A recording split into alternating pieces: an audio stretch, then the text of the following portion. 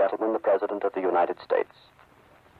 My fellow Americans, Washington's birthday is a most appropriate occasion for us to talk with each other about things as they are today and things as we know they shall be in the future. For 8 years, General Washington and his Continental Army were faced continually with formidable odds and recurring defeats. Supplies and equipment were lacking. In a sense, every winter was a valley forge. Throughout the 13 states there existed fifth columnists and selfish men, jealous men, fearful men, who proclaimed that Washington's cause was hopeless and that he should ask for a negotiated peace. Washington's conduct in those hard times has provided the model for all Americans ever since, a model of moral stamina.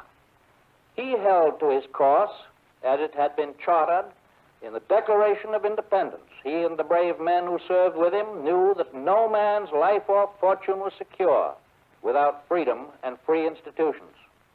The present great struggle has taught us increasingly that freedom of person and security of property anywhere in the world depend upon the security of the rights and obligations of liberty and justice everywhere in the world. This war is a new kind of war. It is different from all other wars of the past, not only in its methods and weapons, but also in its geography. It is warfare in terms of every continent, every island, every sea, every air lane in the world. That is the reason why I have asked you to take out and spread before you a map of the whole earth, and to follow me in the references which I shall make to the world-encircling battle lines of this war. Many questions will, I fear, remain unanswered tonight, but I know you will realize that I cannot cover everything in one short report to the people.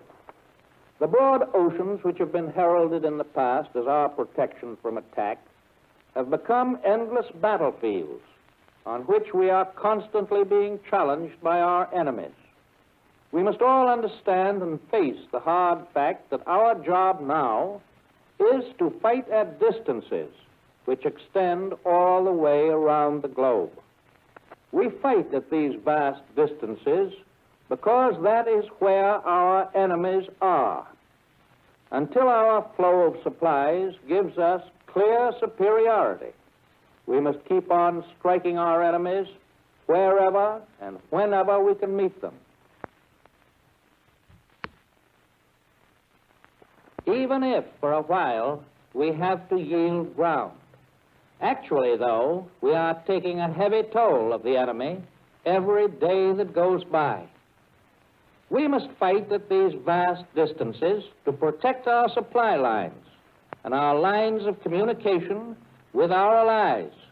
Protect these lines from the enemies who are bending every ounce of their strength, striving against time to cut them.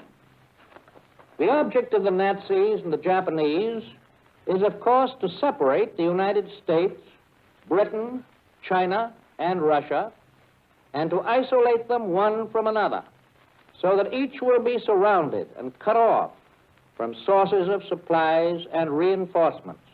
It's the old familiar access policy of divide and conquer. There are those who still think, however, in terms of the days of sailing ships. They advise us to pull our warships and our planes and our merchant ships into our own home waters and concentrate solely on last-ditch defense. But let me illustrate what would happen if we followed such foolish advice. Look at your map. Look at the vast area of China with its millions of fighting men. Look at the vast area of Russia with its powerful armies and proven military might. Look at the islands of Britain, Australia, New Zealand, the Dutch Indies, India, the Near East, and the continent of Africa, with their sources of raw materials, their resources of raw materials, and of peoples determined to resist Axis domination. Look, too, at North America, Central America, and South America. It is obvious what would happen if all of these great reservoirs of power were cut off from each other either by enemy action or by self-imposed isolation. First, in such a case, we could no longer send aid of any kind to China, to the brave people who for nearly 5 years have withstood Japanese assault, destroyed hundreds of thousands of Japanese soldiers, and vast quantities of Japanese war munitions. It is essential that we help China in her magnificent defense and in her inevitable counteroffensive, for that is one important element in the ultimate defeat of Japan. Secondly, if we lost communication with the Southwest Pacific, all of that area, including Australia and New Zealand and the Dutch Indies, would fall under Japanese domination. Japan, in such a case, could release great numbers of ships and men to launch attacks on a large scale against the coasts of the Western Hemisphere, South America, and Central America, and North America, including Alaska. At the same time, she could immediately extend her conquests in the other direction, toward India, through the Indian Ocean, to Africa, to the Near East, and try to join forces with Germany and Italy.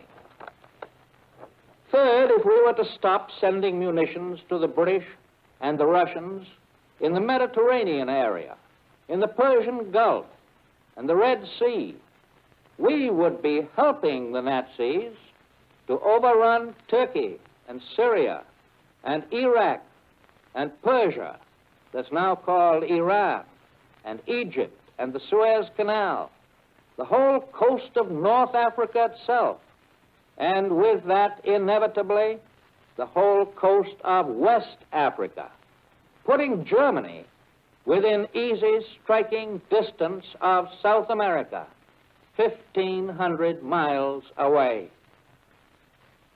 Fourth, if by such a fatuous policy we ceased to protect the North Atlantic supply line to Britain and to Russia, we would help to cripple the splendid counteroffensive by Russia against the Nazis, and we would help to deprive Britain of essential food supplies and munitions.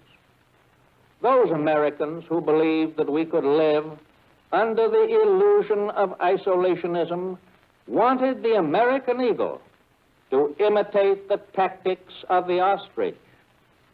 Now, many of those same people, afraid that we may be sticking our necks out, want our national bird to be turned into a turtle. But we prefer to retain the eagle as it is, flying high and striking hard. I know I speak for the mass of the American people when I say that we reject the turtle policy and will continue increasingly the policy of carrying the war to the enemy in distant lands and distant waters, as far away as possible from our own home grounds.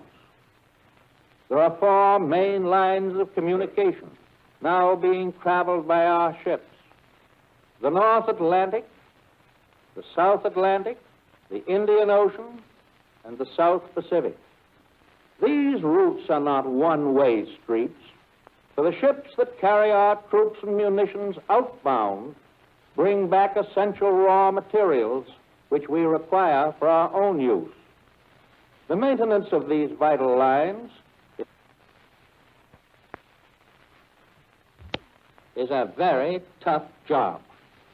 It is a job which requires tremendous daring, tremendous resourcefulness, and above all, tremendous production of planes and tanks and guns, and also of the ships to carry them.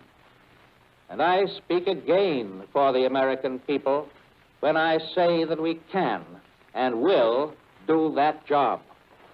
The defense of the worldwide lines of communication demands compel relatively safe use by us of the sea and of the air along the various routes. And this in turn depends upon control by the United Nations of many strategic bases along those routes. Control of the air involves the simultaneous use of two types of planes. First, the long-range heavy bomber, and second, the light bombers, the dive bombers, the torpedo planes, the short-range pursuit planes, all of which are essential to cooperate with and protect the bases and the bombers themselves. Heavy bombers can fly under their own power from here to the Southwest Pacific, either way, but the smaller planes cannot. Therefore, these lighter planes have to be packed in crates and sent on board cargo ships. Look at your map again, and you will see that the route is long and at many places perilous, either across the South Atlantic, all the way round South Africa and the Cape of Good Hope, or from California to the East Indies direct. A vessel can make a round trip by either route in about 4 months, or only 3 round trips in a whole year. In spite of the length, in spite of the difficulties of this transportation, I can tell you that in 2.5 months we already have a large number of bombers and pursuit planes manned by American pilots and crews, which are now in daily contact with the enemy in the Southwest Pacific. And thousands of American troops are today in that area engaged in operations, not only in the air, but on the ground as well. In this battle area, Japan has had an obvious initial advantage, for she could fly even her short-range planes to the points of attack by using many stepping stones open to her. Bases in a multitude of Pacific islands, and also bases on the China coast, the Indochina coast, and in Thailand and Malaya. Japanese troop transports could go south from Japan and from China through the narrow China Sea, which can be protected by Japanese planes throughout its whole length. I ask you to look at your maps again, particularly at that portion of the Pacific Ocean lying west of Hawaii. Before this war even started, the Philippine Islands were already surrounded on 3 sides by Japanese power. On the west, the China side, the Japanese were in possession of the coast of China and the coast of Indochina, which had been yielded to them by the Vichy French. On the north are the islands of Japan themselves, reaching down almost to northern Luzon. On the east are the Mandated Islands, which Japan had occupied exclusively and had fortified in absolute violation of her written word. Islands that lie between Hawaii and the Philippines. These islands, hundreds of them, appear only as dots on most maps, or do not appear at all, but they cover a large strategic area. Guam lies in the middle of them, a lone outpost which we had never fortified. Under the Washington Treaty of 1921, we had solemnly agreed not to add to the fortification of the Philippines. We had no safe naval base there, so we could not use the islands for extensive naval operations. Immediately after this war started, Japanese forces moved down on either side of the Philippines to numerous points south of them, thereby completely encircling the Philippines from north and south and east and west. It is that complete encirclement, with control of the air by Japanese land-based aircraft, which has prevented us from sending substantial reinforcements of men and material to the gallant defenders of the Philippines.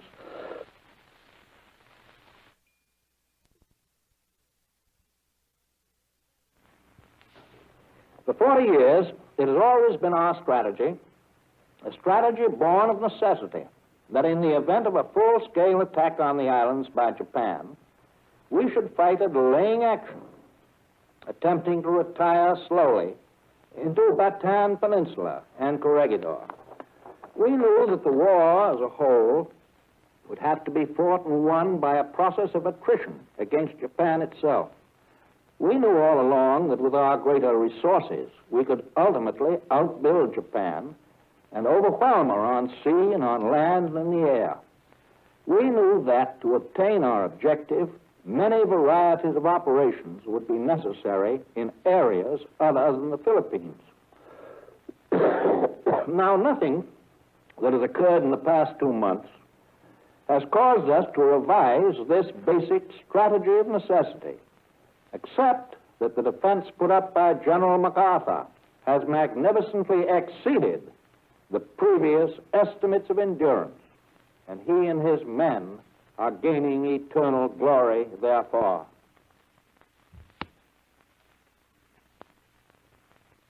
MacArthur's army of Filipinos and Americans and the forces of the United Nations in China, in Burma, in the Netherlands, East Indies, are all together fulfilling the same essential task. They're making Japan pay an increasingly terrible price for her ambitious attempts to seize control of the whole Asiatic world. Every Japanese transport sunk off Java is one less transport that they can use to carry reinforcements to their army opposing General MacArthur in Luzon. It has been said the Japanese gains in the Philippines were made possible only by the success of their surprise attack on Pearl Harbor. I tell you that this is not so. Even if the attack had not been made, your map will show that it would have been a hopeless operation for us to send the fleet to the Philippines through thousands of miles of ocean, while all those island bases were under the sole control of the Japanese. The consequences of the attack on Pearl Harbor, serious as they were, have been wildly exaggerated in other ways. And these exaggerations come originally from excess propagandists, but they have been repeated, I regret to say, by Americans in and out of public life. You and I have the utmost contempt for Americans who, since Pearl Harbor, have whispered or announced off the record that there was no longer any Pacific fleet, that the fleet was all sunk or destroyed on December 7th, that more than 1,000 of our planes were destroyed on the ground. They have suggested slyly that the government has withheld the truth about casualties, that 11,000 or 12,000 men were killed at Pearl Harbor instead of the figures as officially announced.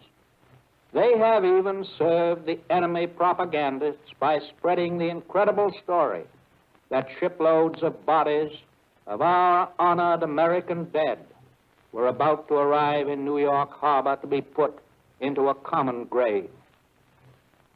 Almost every Axis broadcast, Berlin, Rome, Tokyo, directly quotes Americans who, by speech or in the press, make damnable misstatements such as these. The American people realize that in many cases, the tales of military operations cannot be disclosed until we are absolutely certain that the announcement will not give to the enemy military information which he does not already possess. Your government has unmistakable confidence in your ability to hear the worst without flinching or losing heart. You must in turn have complete confidence that your government is keeping nothing from you except information that will help the enemy in his attempt to destroy us.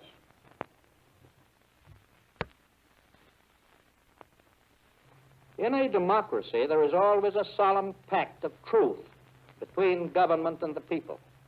But there must also always be a full use of discretion.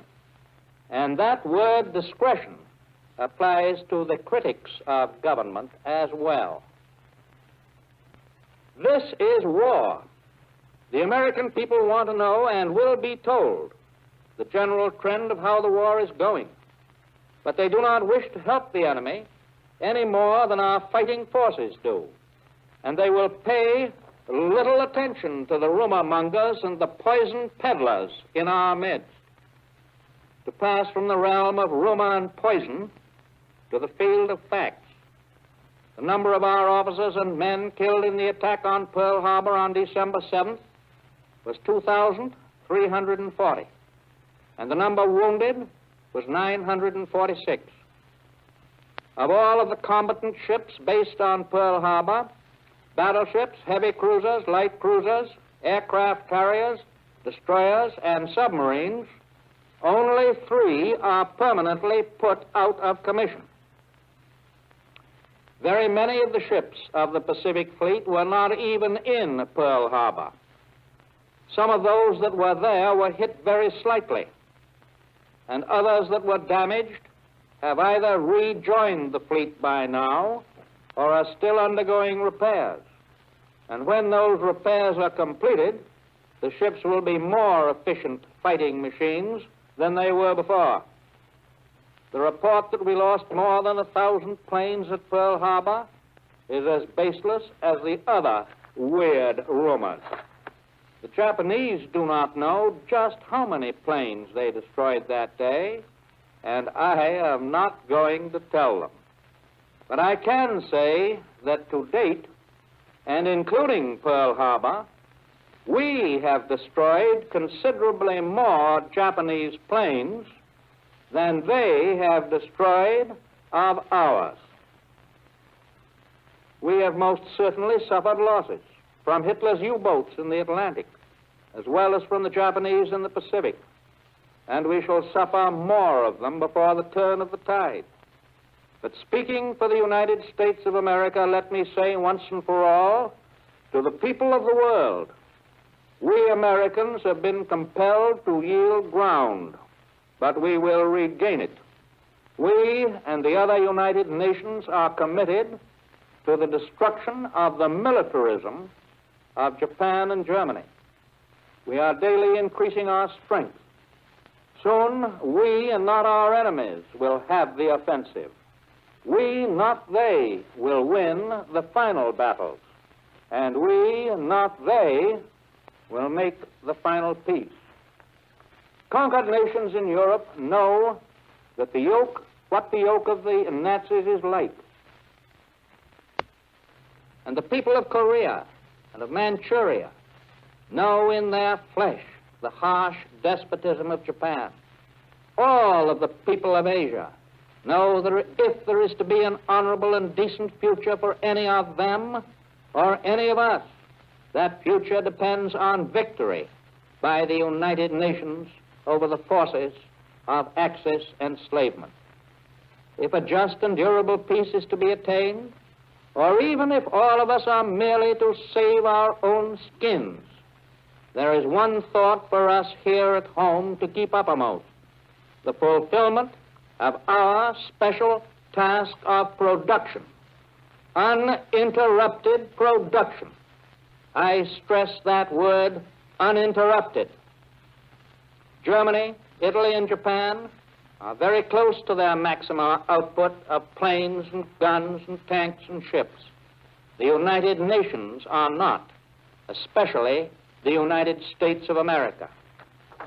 Our first job, then, is to build up production, uninterrupted production, so that the nations can maintain control of the seas and attain control of the air.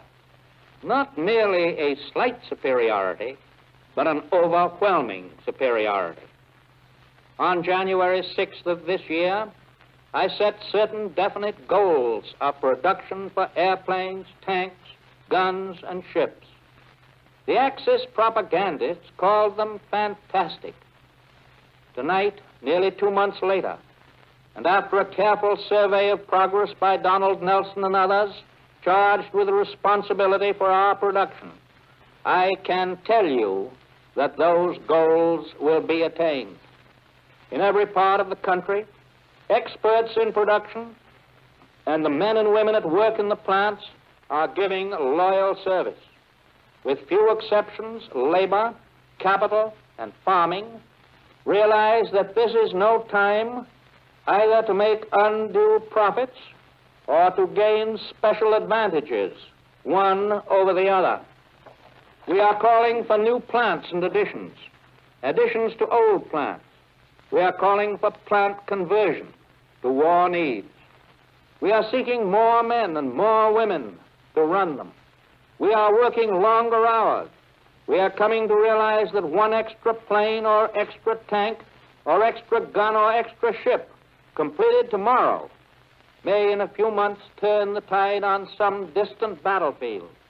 It may make the difference between life and death for some of our own fighting men. We know now that if we lose this war, it'll be generations or even centuries before our conception of democracy can live again. And we can lose this war only if we slow up our effort or if we waste our ammunition sniping at each other. Here are three high purposes for every American. One, we shall not stop work for a single day. If any dispute arises, we shall keep on working while the dispute is solved by mediation or conciliation or arbitration until the war is won. Two, we shall not demand special gains or special privileges or special advantages for any one group or occupation. Three, we shall give up conveniences and modify the routine of our lives if our country asks us to do so. We will do it cheerfully, remembering that the common enemy seeks to destroy every home and every freedom in every part of our land. This generation of Americans has come to realize with a present and personal realization that there is something larger and more important than the life of any individual or of any individual group, something for which a man will sacrifice and gladly sacrifice not only his pleasures, not only his goods, not only his associations with those he loves, but his life itself. In time of crisis, when the future is in the balance, we come to understand with full recognition and devotion what this nation is and what we owe to it. The Axis propagandists have tried in various evil ways to destroy our determination and our morale. Failing in that, they are now trying to destroy our confidence in our own allies. They say that the British are finished, that the Russians and the Chinese are about to quit. Patriotic and sensible Americans will reject these absurdities, and instead of listening to any of this crude propaganda, they will recall some of the things that Nazis and Japanese have said and are still saying about us. Ever since this nation became the arsenal of democracy, ever since enactment of Lend-Lease, there has been one persistent theme through all Axis propaganda. This theme has been that Americans are admittedly rich, that Americans have considerable industrial power, but that Americans are soft and decadent, that they cannot and will not unite and work and fight.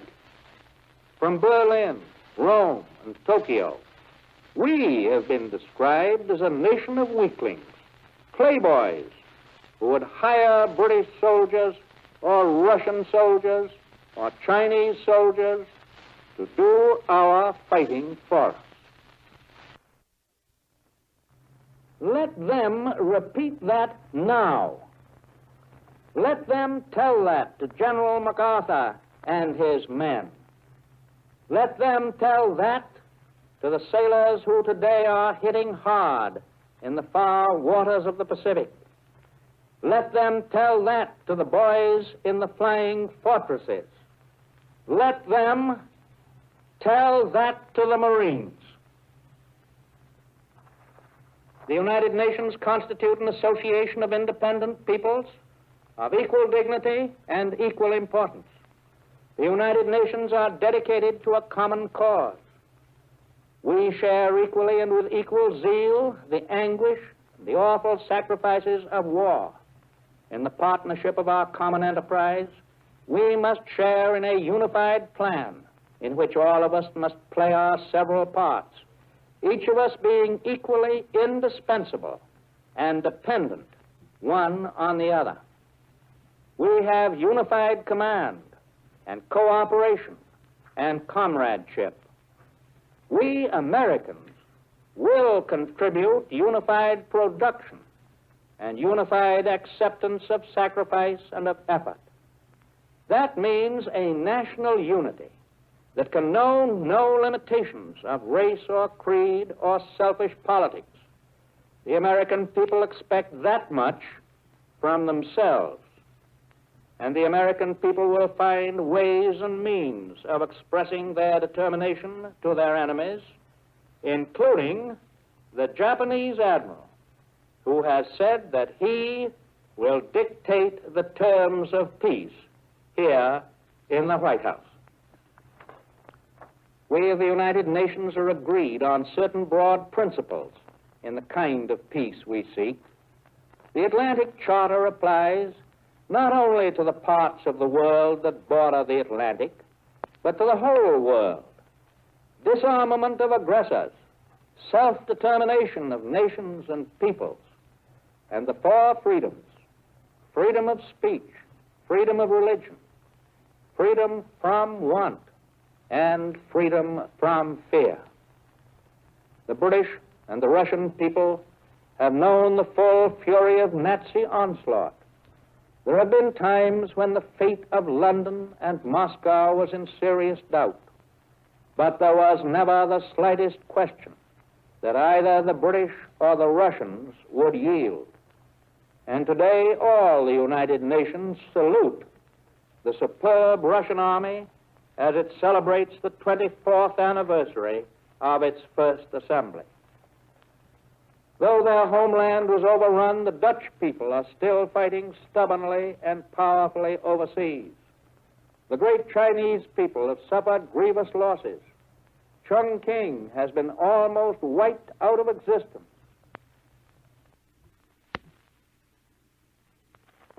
Yet, it remains the capital of an unbeatable China. That is the conquering spirit which prevails throughout the United Nations in this war. The task that we Americans now face will test us to the uttermost. Never before have we been called upon for such a prodigious effort. Never before have we had so little time in which to do so much. These are the times that try men's souls. Tom Paine wrote those words on a drumhead by the light of a campfire. That was when Washington's little army of ragged, rugged men was retreating across New Jersey, having tasted naught but defeat. And General Washington ordered that these great words written by Tom Paine be read to the men of every regiment in the Continental Army. And this was the assurance given to the first American armed forces. The summer soldier and the sunshine patriot will in this crisis shrink from the service of their country.